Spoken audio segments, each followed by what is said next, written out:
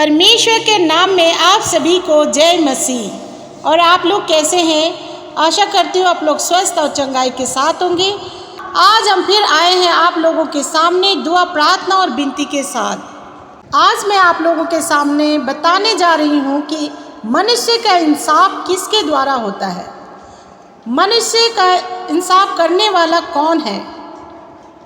जब हम इस दुनिया में कोई गलत काम करते हैं, कुछ हमसे गलतियां हो जाती हैं, तो उसका इंसाफ कौन करता है? आज हम देखेंगे पाक पवित्र बाइबल के वचनों के द्वारा कि मनुष्य का इंसाफ कौन कर सकता है। धर्मशास्त्र बाइबल के संपूर्ण वचन विश्वास योग्य, भरोसेमंद, सत्य एवं संपूर्ण इतिहास पर आधारित है।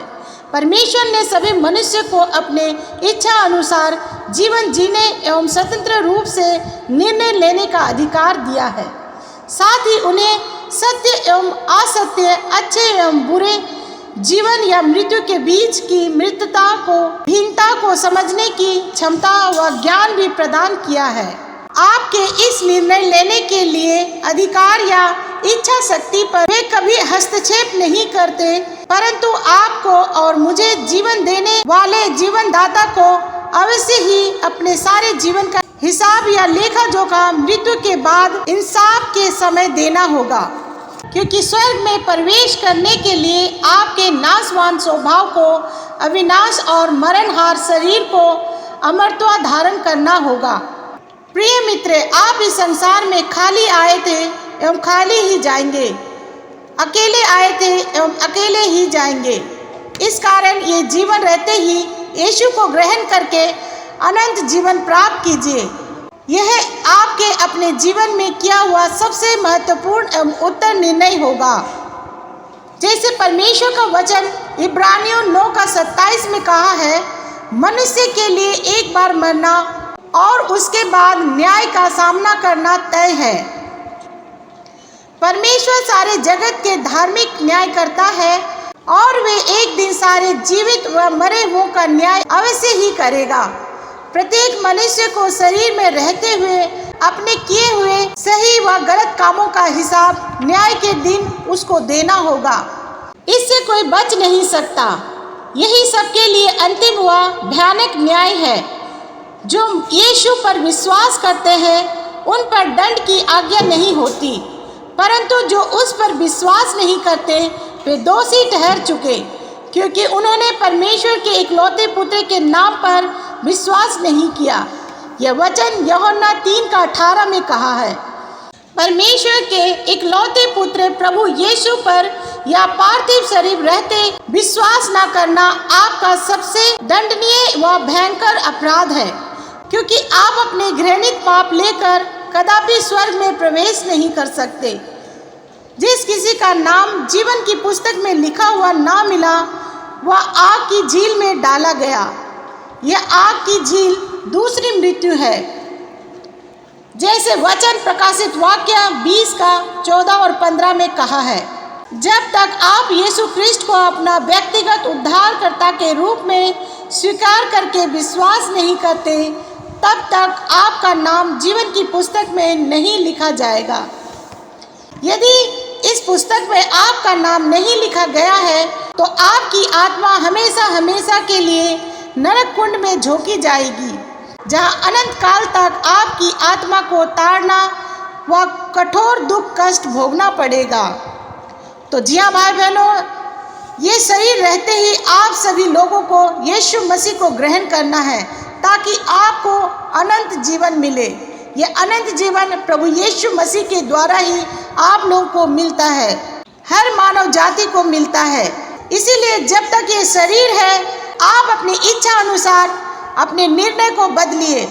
आप प्रभु यीशु मसीह पर विश्वास कीजिए और उनकी आज्ञाओं पर चलिए, क्योंकि यीशु मसीह ही सच्चा और पाक पवित्र खुदा है, जो आपको नया जीवन देता है। जैसे कि वचन कहता है, यीशु ने कहा, पुनरुत्थान और जीवन मैं हूँ। जो कोई मुझ पर विश्वास करता है, यदि वह मर भी जाए तो भी जिएगा, और मुझ पर विश्वास करने वाला फिर कभी ना मरेगा। यह वचन यूहन्ना 11:25 और 26 में कहा है। तो भाई बहनों, यीशु मसीह ही जीवन है। आप अगर यीशु मसीह को ग्रहण करते हैं तो आपका जीवन अमरता की तरफ बढ़ता है। इसीलिए भाई बहनों, आपको यीशु मसीह को ही ग्रहण करना है ताकि आपका जीवन कभी मरने ना पाए, आप अनंत काल को प्राप्त करें। तो भाई बहनों, मैं आपको बताना चाहती हूँ, पुनरुत्थान का अर्थ मरकर दोबारा जीवित होना या मृत्यु पर विजय प्राप्त करना है। यीशु एक बार सभी मनुष्य के पापों के प्रायश्चित के लिए मरे, तीसरे दिन जी उठे एवं बहुत से साक्षियों के बीच में स्वर्ग पर गए।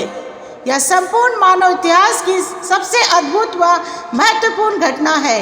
केवल यीशु ही संपूर्ण मानव इतिहास में मृत्यु पर विजय प्राप्त करने वाले पहले व्यक्ति हैं। इस कारण आपके विश्वास से ज़्यादा विश्वास पर आधार या वस्तु सबसे महत्वपूर्ण होता है।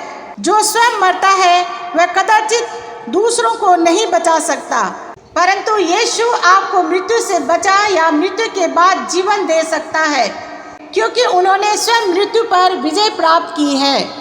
विश्वास के द्वारा अनुग्रह ही से तुम्हारा उद्धार हुआ है, और ये तुम्हारी ओर से नहीं वरन परमेश्वर का दान है।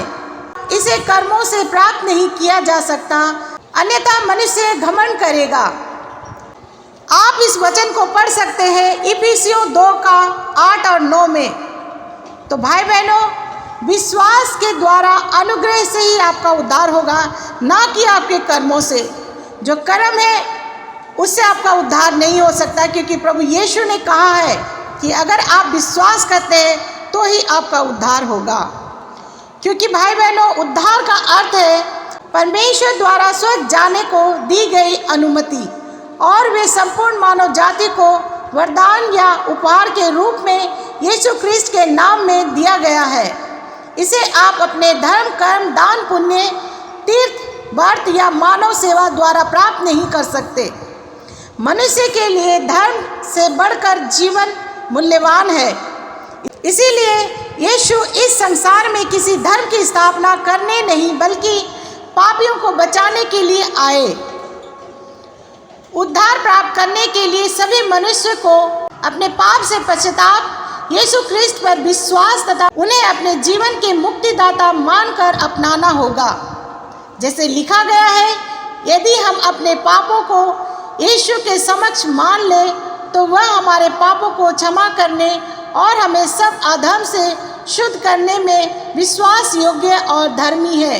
यह वचन 1 यूहन्ना 1-9 तक कहा गया है। तो इसीलिए भाई बहनों, आपको अपने पापों का पश्चाताप करना है, यीशु मसीह के निकट आना है, ताकि आपको उद्धार मिल सके। सभी मानव जाति का उद्धार सिर्फ एक ही नाम में है, यीशु मसीह के नाम में। क्योंकि कहा गया है केवल यीशु ख्रिस्त ही पाप क्षमा कर सकते हैं, कोई दूसरा नहीं। तो भाई बहनों, आइए यीशु मसीह के निकट अपने पापों की क्षमा, ऐसा करने से आपके पाप क्षमा होंगे। अगर आप यीशु मसीह को अपना उद्धारकर्ता ग्रहण करते हैं तो आपको अनंत जीवन प्राप्त होगा। आप नरक की आग से बचाए जाओगे, क्योंकि यीशु मसीह ही आपको अनंत जीवन देंगे। इसीलिए भाई बहनों, अपना व्यक्तिगत निर्णय बदलिए। आप संसार में पड़े मत रहिए, संसार के जितने भी जंजाल है उसमें फंसे मत रहिए। आप यीशु मसीह में आइए और अपने जीवन को बदलिए, क्योंकि वही एकमात्र सच्चा खुदा है और हमारा उद्धार करता है। इसीलिए भाई बहनों, आज आपसे नम्र निवेदन है कि आप यीशु मसीह को अपना उद्धारकर्ता ग्रहण कीजिए और प्रभु यीशु में विश्वास कीजिए। आपके विश्वास के द्वारा ही आपका नया जन्म होगा। तो धन्यवाद करते हैं, आपने हमें यहाँ तक सुना। इस वीडियो को जितना हो सके शेयर कीजिए, ताकि सभी जन प्रभु यीशु के नाम से बचाई जाए। और आज के लिए बस इतना ही। कल फिर हाजिर होंगे नई दुआ, नई प्रार्थना, नई विनती के साथ। तब तक के लिए आप सभी को हमारा जय मसीह।